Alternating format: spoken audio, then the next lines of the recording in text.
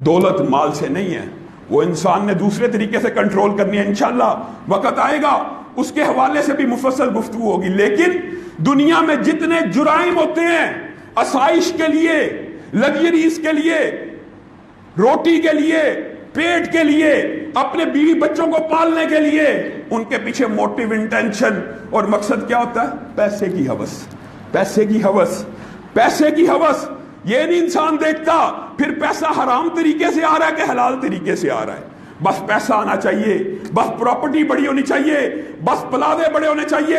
نبی یہ محترم بات، کچھ باتیں ہو سکتا ہے دہرائی جا رہی ہوں، لیکن اپنے موضوع کے ساتھ منسلک کرنے کے لیے یہ دباچہ بہت ضروری ہے.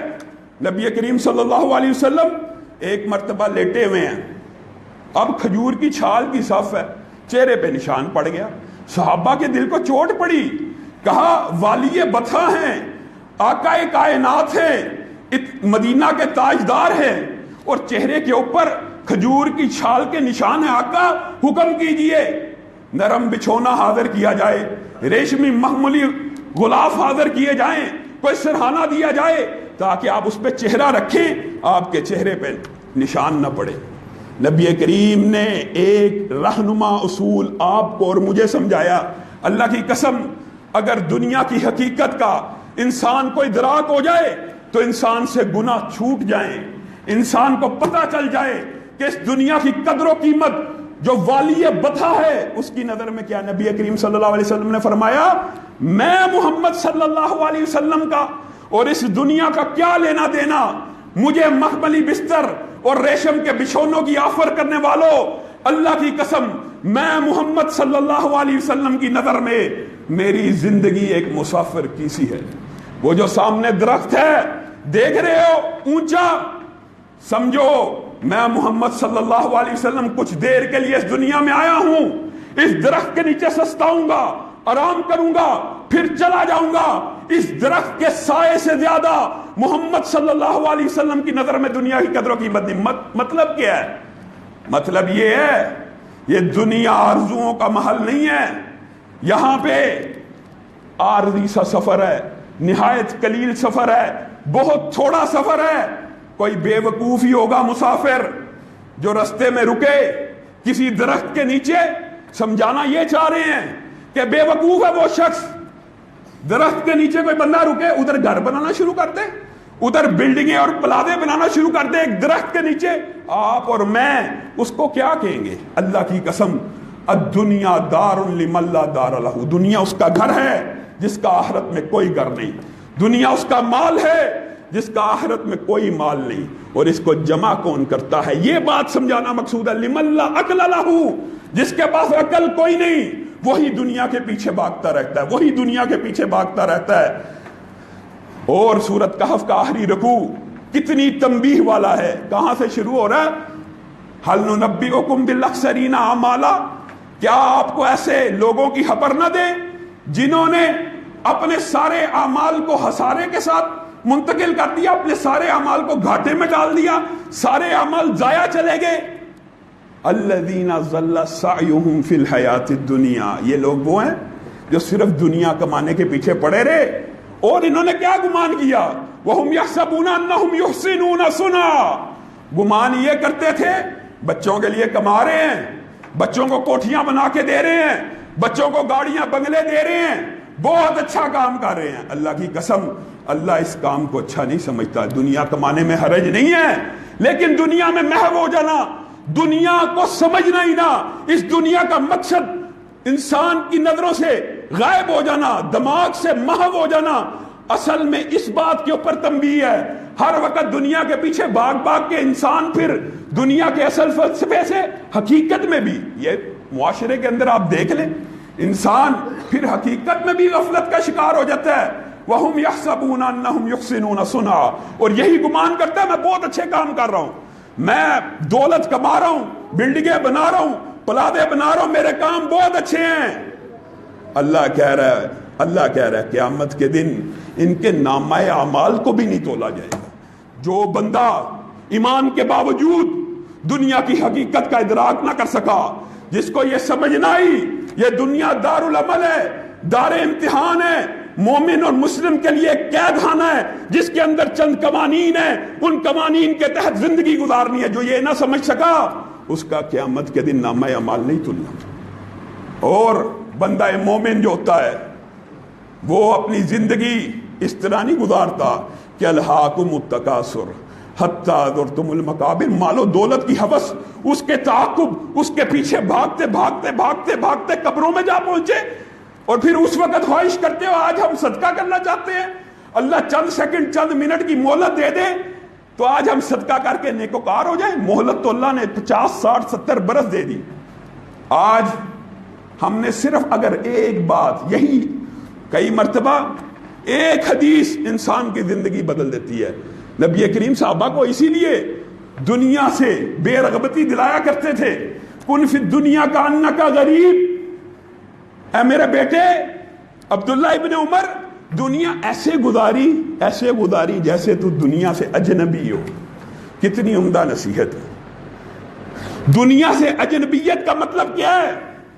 دنیا کے مال سے اجنبی ہو جا، دنیا کی پراپرٹی سے، دنیا کے لہو و لعب سے، دنیا کے اندر۔ حقیقت یہی ہے دین کی، اللہ کی قسم، والی بطحا، تاجدار مدینہ، آمنہ کے لال، ان کے سامنے بھی دنیا حقیر ہو کے پیش ہوئی۔ انہوں نے غربت کو اختیار کیا، ان کی غربت اختیاری ہے، اضطراری نہیں تھی۔ کچھ لوگوں کی غربت اضطراری ہوتی ہے، مجبور ہوتے ہیں، اللہ نے غربت مسلط کی ہوتی ہے اور ان کے لیے بھی خوشخبری ہے۔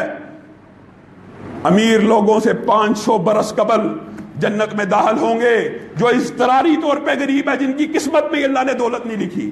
نبی کریم کے پاس تو دولت کے انبار آئے، لاکھوں کروڑوں روپیہ آتا تھا، خرچ کر دیتے، آتا تھا۔ یہاں سے اندازہ ہوتا ہے نبی کریم صلی اللہ علیہ وسلم آپ کو اور مجھے کیا سمجھانا چاہتے ہیں؟ آپ کو اور مجھے یہ سمجھانا چاہتے ہیں کہ یہ جو دنیا کا مال ہے یہ تو سب سے بڑے کافر کے پاس سب سے زیادہ ہوتا ہے، قارون کے پاس سب سے زیادہ ہوتا ہے، فرعون کے پاس سب سے زیادہ ہوتا ہے۔ آج بھی ذرا غور کیجئے، سب سے زیادہ دولت کے مالک جو افراد ہیں ان کے ذرا ناموں کے اوپر غور کرنا اور سچے دل سے بتانا ان کا مذہب اسلام کے ساتھ کیا تعلق ہے۔ کوئی بل گیٹ ہے، کوئی متھل ہے، کوئی فلاں ہے، یہ سارے کے سارے ان کو اللہ تعالیٰ نے دولت دی ہے۔ کیا اور چند روایات ہیں، بات آئی ہے تو کہہ دیتا ہوں۔ اللہ کی قسم مفسرین نے بعض آیات کی تفسیر میں یہ لکھا ہے کہ اللہ رب العزت کو اگر مومنوں کے دلوں کا خیال نہ ہوتا، مومنوں کے دلوں کا یعنی تالیف قلب کا، کہ مومن کے دل بے چین نہ ہو جائیں، بے قرار نہ ہو جائیں، مومن پریشان نہ ہو جائیں کہ اتنی دولت کافروں کے پاس، تو مفسرین نے لکھا اللہ کی قسم اگر اللہ کو یہ خیال نہ ہوتا تو اللہ تعالیٰ سارے کافروں کے گھروں کی سیڑھیاں بھی سونے کی بنا دیتا۔ وجہ کیا؟ آج ہم اس دولت کے پیچھے بھاگ رہے ہیں، اس حقیر چیز کے پیچھے بھاگتے ہیں کہ جس کے بارے میں اللہ کہہ رہا ہے کہ میں کافروں کے پاؤں رکھنے کی جگہ بھی سونے کی بنا دوں۔ یہ دولت اتنی حقیر ہے، دنیا میں ہی رہ جانی ہے۔ وَلِلَّهِ مِيرَاثُ، اللہ ہی کے میراث ہے۔ دنیا میں جتنا مال ہے اللہ نے پیدا کیا ایک مقدار کے ساتھ، ایک اندازے کے ساتھ۔ قیامت کے دن تک ایک بالی اس کے اندازے سے ادھر ادھر نہیں ہو سکتی، سونے کی ایک ڈلی ادھر ادھر نہیں ہو سکتی، باقی رہ جانی ہے جب، تب بھی اللہ اس کا مالک ہے۔ ابتدا میں بھی اللہ مالک تھا، انتہا میں بھی اللہ مالک ہے۔ بات کے کہنے کا مطلب یہ ہے اگر صرف یہ نقطہ انسان کو سمجھ آ جائے کہ یہ دنیا حقیر ہے، کفار کے لیے جنت ہے، آپ کے اور میرے لیے اس میں کچھ ضابطے ہیں، یہ بندہ مومن کے لیے قید خانہ۔ حدیث میں ایسے نہیں ہے، قید خانہ سے کیا مراد؟ نعوذ باللہ، اس کا مطلب یہ نہیں، اس کا مطلب یہ ہے کہ مومن کے اوپر چند قانون لاگو ہوں گے، وہ قانون قرآن و سنت کے ہوں گے، وہ شریعت کے ہوں گے، مومن اس قانون کے دائرے میں رہے گا۔ اللہ نے حکم کیا غیر محرم کی طرف نہیں دیکھنا، مومن قید ہے، مومن پابند ہے اس حکم کو ماننے پہ، نہیں دیکھنا۔ جو چیز اللہ نے کہہ دی سود حرام ہے، اب جو مرضی ہو جائے، مومن پابند ہے، قید ہے، نہیں لینا۔ یہ اصول اور ضابطے اگر انسان کو سمجھ آ جائیں تو پھر بندہ مومن کی زندگی کا جو ہم نے موضوع شروع کیا، موت کے وقت بھی آسانی ہے۔ یہ موضوع آپ پچھلے رمضان سے پہلے جمعوں میں سن چکے ہیں، لیکن ان کو ریلیٹ کرتا ہوں ہم کہاں تک پہنچے۔ آسانی سے موت آئی، اس طرح جیسے مشکیزے میں سے پانی نکلا، جنت میں بشارت آئی، قبر میں بشارت آئی، نم کا نومت العروس، پہلی رات کی دلہن کی مانند سو جا، جنت کے باغات دکھا دیے، سکون سے جتنا مرضی لمبا عرصہ ہو ایسا لگے گا چند لمحے ہوئے ہیں۔ حشر کے دن کھڑا ہوگا، کیا دیکھے گا؟ سامنے خوبصورت سواری کھڑی ہے، پوچھے گا تو کون ہے؟ کہے گا میں تیرے نیک اعمال ہوں، ساری زندگی مجھے اپنے اوپر سوار رکھا، آج بدلے کا وقت آ چکا ہے، مجھ پہ سواری کر۔ اور حضرت علی نے وفد کی تفسیر کے اندر اسی بات کو ذکر کیا کہ وفد کا مطلب ہی یہ ہوتا ہے کہ وہ سواریوں پہ آئیں۔ یہ حضرت علی کا قول ہے، اگرچہ حدیث نہیں ہے، لیکن ایک علمی نکتہ ہے کہ وفد کا ترجمہ لغوی اعتبار میں عرب کے اندر یہی ہے کہ وفد سواریوں پہ آتا ہے، پیدل چل کے نہیں آتا، پیدل چل کے قاصد آتا ہے۔ وفد جب بھی ہوتا ہے سوار ہو کے ہوتا ہے، اور اللہ رب العزت نے جنتیوں کا جو تذکرہ وفد کی صورت میں کیا ہے وہ اسی لیے کیا ہے کہ یہ جنتی اپنے نیک اعمال کی سواری کے اوپر سوار ہوں گے، اور کوئی دفن ہوا آسٹریلیا میں، کوئی امریکہ میں، چند لمحوں میں حشر کے میدان میں کھڑے ہوں گے۔ اب یہ حشر کا میدان ہے، یہاں تک کی تمام تر تفصیلات موت سے لے کے حشر تک کی آپ سن چکے ہیں۔ آگے چلیے، حشر کے میدان کے اندر بندہ مومن کو جو سب سے پہلی خوشخبری ملے گی، بندہ نیک اعمال کرنے والوں کی بات ہو رہی ہے۔ ہم نے فاسق و فاجروں کا حوال سن لیا، وہ الگ ہے، لیکن یہاں پہ بھی مومنوں کے تلیف قلب کے لیے وَامْتَازُوا الْيَوْمَ أَيُّهَا الْمُجْرِمُونَ، مجرم لوگ میرے بندوں سے علیحدہ ہو جائیں، سائڈ پہ ہو جائیں، دور ہو جائیں۔ پہلی خوشخبری تو ادھر ہی مل گئی، پہلے سواری ملی، جب یہ اعلان ہوگا مجرم مومنوں سے الگ ہو جائے۔ اور مومنوں کے لیے تو عرش کے سائے، وہ 7 افراد کی مشہور حدیث ہے، انشاءاللہ کبھی وقت آیا اس کے بارے میں مفصل گفتگو ہوگی، لیکن ایک اس میں سے نقطہ آپ کے سامنے رکھنا چاہتا ہوں۔ ہاں، عادل بادشاہ کو بھی ملے گا عرش کا سایہ، اس بندے کو بھی ملے گا جو تنہائی میں اللہ کو یاد کر کے رو پڑا، اس کو بھی عرش کا سایہ ملے گا۔ اس بندے کو بھی ملے گا جس نے صدقہ کیا اور اتنی خاموشی سے، اتنی خلوص سے، اتنی اللہ کی حشنودی سے کیا کہ ایک ہاتھ کو دوسرے ہاتھ کو خبر نہ ہوئی کہ دیے کتنے ہیں، دیے کس کو ہیں، اس کو بھی ملے گا۔ لیکن ایک بہت بڑی خوشخبری ہے اللہ کے فضل و کرم سے جو ہم اپنا بھی سکتے ہیں، کر بھی سکتے ہیں۔ باقی ہو سکتا ہے چند لوگوں کی، ہر بندے کی فطرت مختلف ہوتی ہے، چند چیزوں کے اوپر ہو سکتا ہے وہ مادہ و تیار نہ ہو، لیکن اس بات کے اوپر آمادگی کتنی احسان ہے۔ اللہ کی قسم، عرش کا سایہ ان کو بھی نصیب ہوگا جو صرف اللہ کے لیے ایک دوسرے سے محبت کرتے ہیں۔ اور اللہ کے لیے محبت کرنا یہ کوئی بہت مشکل بات نہیں ہے۔ آپ کی میری محبت کا اگر کوئی مقصد ہونا چاہیے، اگر کوئی وجہ ہونی چاہیے تو صرف اللہ کے لیے ہونی چاہیے۔ ہمارا آپس میں کوئی دنیاوی مفاد، کوئی دنیاوی مقصد نہیں ہونا چاہیے، ایک دوسرے سے اللہ کے لیے محبت ہوگی۔ اس اتنے چھوٹے عمل کی وجہ سے اللہ رب العزت عرش کا سایہ دیں گے۔ صرف عرش کا سایہ، بلکہ حدیث میں آتا ہے دو محبت کرنے والے اللہ کے لیے قیامت کے دن اللہ تعالیٰ انہیں نور کے ایسے ممبر عطا کرے گا کہ جن کو دیکھ کے انبیاء رشک کریں گے۔ کیا مطلب؟ یہ بھی بات یاد رکھیے کہ ہمارا اصول کھوٹی تفسیر والا نہیں ہے کہ صوفیوں نے جو دل چاہا قرآن کی آیات کا مطلب لے لیا، احادیث کا ترجمہ کر لیا، معاذ اللہ کے لیے محبت کرنے والوں کا درجہ نبیوں سے اوپر ہو جائے گا۔ نہیں، نبی رشک کریں گے۔ رشک کرنے کا مطلب یہاں پہ کیا ہے کہ نبی کہیں گے عمل تو بہت تھوڑا تھا، نبیوں نے تو بہت مشقت کاٹی ہے، نبیوں نے تو بہت محنت کی ہے، اتنے چھوٹے عمل کی وجہ سے اتنا بلند رتبہ مل رہا ہے۔ یاد رکھیے جو بعض احادیث آپ کے سامنے گاہے بگاہے پیش کی جاتی ہیں کہ فلاں کا رتبہ یہ ہو گیا، فلاں چیز کا اجر یہ ہے، اس سے مراد یہ نہیں ہوتا کہ معاذ اللہ بندہ صحابی سے اوپر چلا گیا ہے یا نبیوں سے اوپر چلا گیا ہے۔ یہ کھوٹی بات ہوتی ہے۔ کبھی کوئی امتی صحابی سے افضل نہیں ہو سکتا، کبھی کوئی امتی نبی سے افضل نہیں ہو سکتا۔ اب یہاں پہ اللہ رب العزت ہر بندے کا اکرام کر رہے ہیں، نیکیوں کے اعمال کے مطابق ان کو عرش کا سایہ بھی مل رہا ہے۔ اور جو آیت آپ کے سامنے تلاوت کی ہے، وَسِيقَ الَّذِينَ اتَّقَوْا رَبَّهُمْ إِلَى الْجَنَّةِ زُمَرًا، پہلے حلے میں، پہلے مرحلے میں میزان قائم کرنے سے پہلے چند واقعات ہیں۔ ہاں، نبی کریم صلی اللہ علیہ وسلم کے لیے میزان قائم نہیں ہونا، نبی کریم نے تو سفارش کرنی ہے، حساب کتاب شروع ہونا ہے۔ نبی کریم جنت کے دروازوں کو کھٹکائیں گے، صحیح مسلم کی حدیث، حاضر کہے گا کون؟ میں محمد صلی اللہ علیہ وسلم، اہلاً و سہلاً، مرحبا، آپ ہی کا انتظار ہے، آپ ہی کے نام نامی سے جنت کے دروازوں کو کھلنا ہے۔ اللہ رب العزت نے حکم دیا ہوا ہے، جب اس نام کا بندہ آ جائے جنت کے دروازوں کو کھول دینا، جنت کے دروازے کھل جائیں گے۔ نبی محترم اپنے ساتھ 70,000 یہ وہ لوگ ہیں جن کا حساب کتاب نہیں ہونا، 70,000 صحابہ کی جماعت کے ساتھ، 70,000 ان لوگوں کی جماعت کے ساتھ جن کی تفصیل حدیث میں موجود ہے، اللہ پہ توکل کرنے والے، اپنے آپ کو داغ نہ دینے والے، دم جاڑ پھونک کے اوپر توکل نہ کرنے والے، بلکہ صرف اللہ ہی کے اوپر توکل کرنے والے۔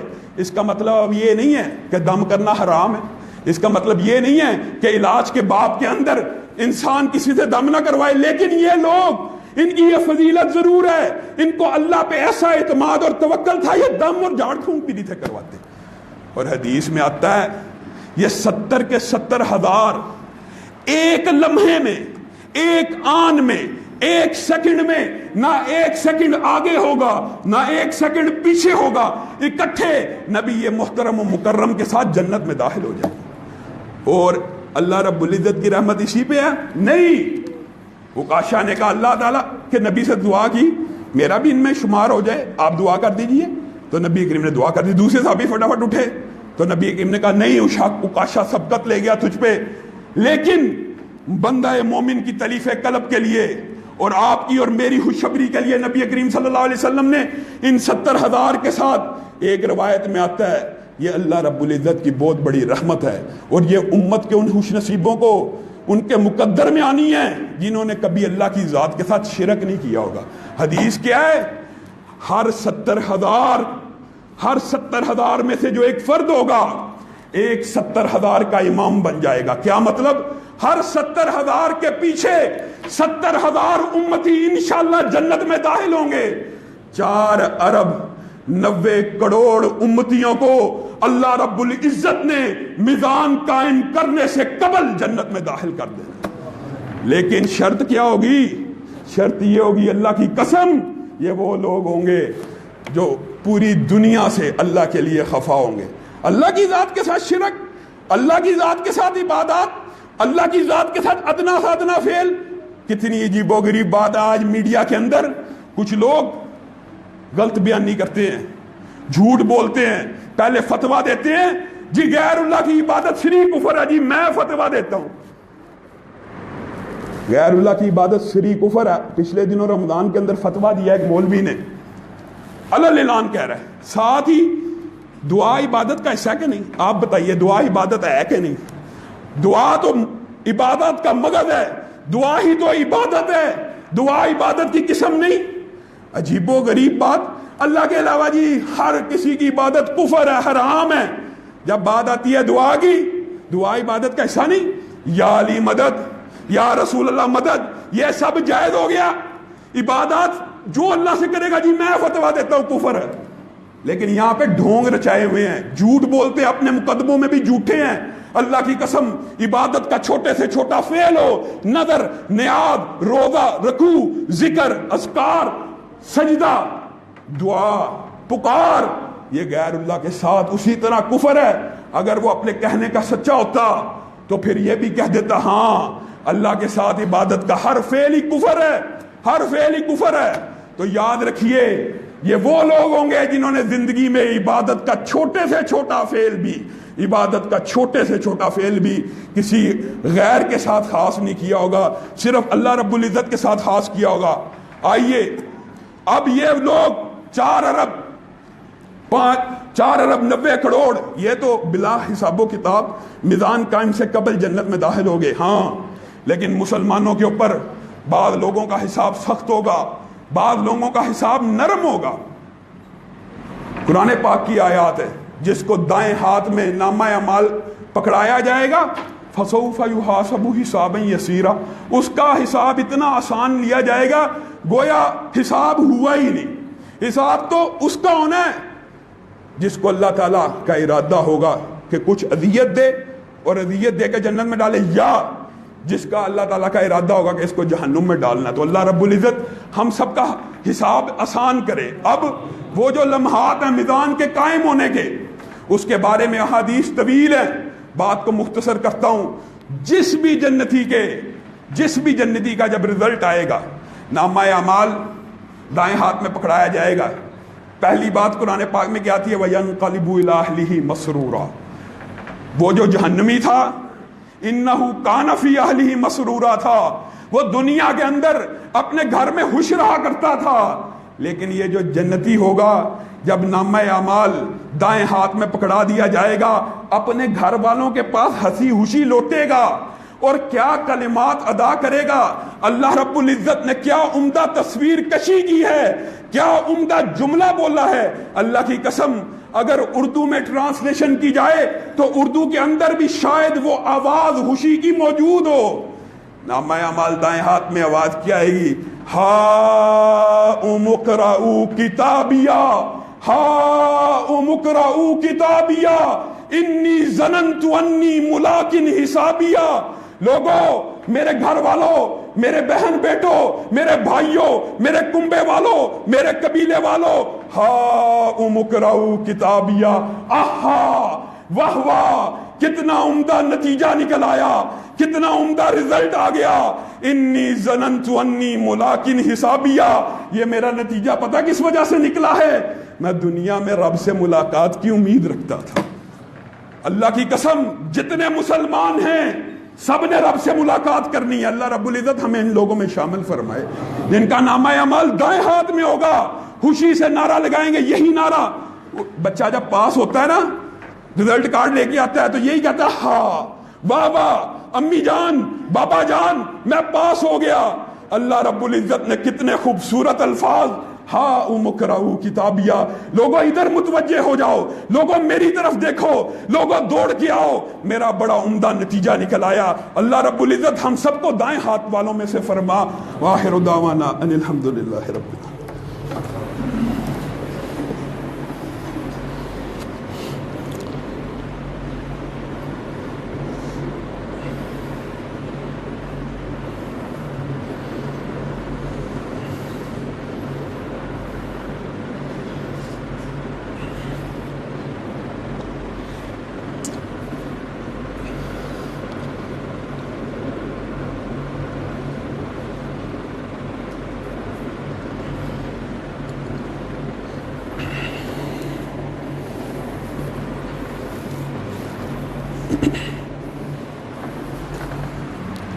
ان الحمد لله نحمده ونستعينه ونستغفره ونؤمن به ونتوكل عليه ونعوذ بالله من شرور انفسنا ومن سيئات اعمالنا من يهده الله فلا مضل له ومن يضلل فلا هادي له واشهد ان لا اله الا الله واشهد ان محمدا عبده ورسوله. اما بعد فان خير الحديث كتاب الله وخير الهدي هدي محمد صلى الله عليه وسلم وشر الامور محدثاتها وكل محدثة بدعة وكل بدعة ضلالة وكل ضلالة في النار. معزز سامعین گرامی قدر, جب جنتیوں کا رزلٹ اور نتیجہ نکلتا آئے گا دائیں ہاتھ والوں کو, اللہ رب العزت جنت کے دروازے کی طرف وسیق الذین اتقوا ربهم الى الجنة زمرا, غول در غول جنت کی طرف ہانکے گا. یہ سارے جنتی جنت کے دروازوں کے سامنے اکٹھے ہو جائیں گے. اب اگر اس لمحے کے اوپر غور کیجئے, احادیث میں اتنی تفصیل موجود ہے کہ پورا ایک جمعہ اگر ہو تو صرف جنت کے ابواب, ان کے نام اور جنت کے ناموں کے حوالے سے گزر سکتا ہے. مختصراً آپ کے سامنے بتانا چاہتا ہوں جو مفہوم اور خلاصہ ہے. جنت کے 8 دروازے ہیں. ایک دروازے کی چوڑائی بعض حدیثوں میں 1200 سے 1300 کلومیٹر, دوسرے دروازے کی چوڑائی بعض حدیثوں میں 40 سال کی مسافت. اور نبی کریم صلی اللہ علیہ وسلم جب یہ حدیث بیان کر رہے ہیں کہ 2 کواڑ جنت کے ایک دروازے کی چوڑائی ایسی بھی ہے کہ 2 کواڑوں کے درمیان فاصلہ 40 سال کی مسافت جتنا ہے، اور اللہ رب العزت کی اس امت پہ اتنی رحمت ہوگی، کل قیامت کے دن یہ دروازے تنگ پڑ جائیں گے۔ اور دروازوں کے نام ہیں، جنت کے بھی بہت سے نام ہیں، دار السلام ہے، دار القرار ہے، دار الاخرہ ہے، مقام امین ہے، جنات عدن ہے، جنات الخلد ہے۔ یہ نام جنت کے بے شمار قرآن پاک میں موجود ہیں۔ جنت کے اسی طرح دروازوں کے بھی نام احادیث میں موجود ہیں۔ 8 کے 8 کا نام مذکور نہیں ہے، لیکن 5 دروازے مستند احادیث سے ناموں سمیت ثابت ہیں۔ ایک کا نام باب الریان ہے، جس کا آپ کو پتہ ہے روزے دار اس میں داخل ہوگا۔ ایک کا نام باب صدقہ ہے، ایک کا نام باب جہاد ہے، ایک کا نام باب صلاۃ ہے۔ یہ 4 دروازے، ان کا ایک حدیث میں ذکر موجود ہے۔ اور 5واں دروازہ کون سا ہے؟ دار الایمن۔ یہ وہ دروازہ ہے جس کا ابھی آپ کے سامنے ذکر کیا کہ 70,000 اور 4 ارب 90 کروڑ مسلمان امتی اس ایک دروازے سے، جس دروازے سے داخل ہوں گے، اس کا نام دار الایمن ہے۔ دائیں ہاتھ والوں کا دروازہ، ایسے دائیں ہاتھ والے جن کا اللہ رب العزت نے حساب ہی نہیں لینا۔ اور یہ دروازے ویسے 8 ہیں، 5 کا نام معلوم ہے۔ بعض محدثین مفسرین نے باقی 3 دروازوں کے بھی نام بتائے ہیں، لیکن وہ صحیح احادیث سے ثابت نہیں ہے۔ اب بات سمجھنے کا مطلب یہ ہے، کہنے کا مقصد یہ ہے کہ یہ جو جنت کے 8 دروازے ہیں، نبی کریم صلی اللہ علیہ وسلم جب باب صلاۃ، باب جہاد کے بارے میں سن رہے تھے، باب صدقہ کے بارے میں سن رہے تھے، تو حضرت ابو بکر کے دل میں خیال آیا، اے اللہ کے رسول، کوئی ایسا بھی ہے، ایسے عمل کرنے والا بھی ہے جس کو جنت کے 8 دروازے بلائیں؟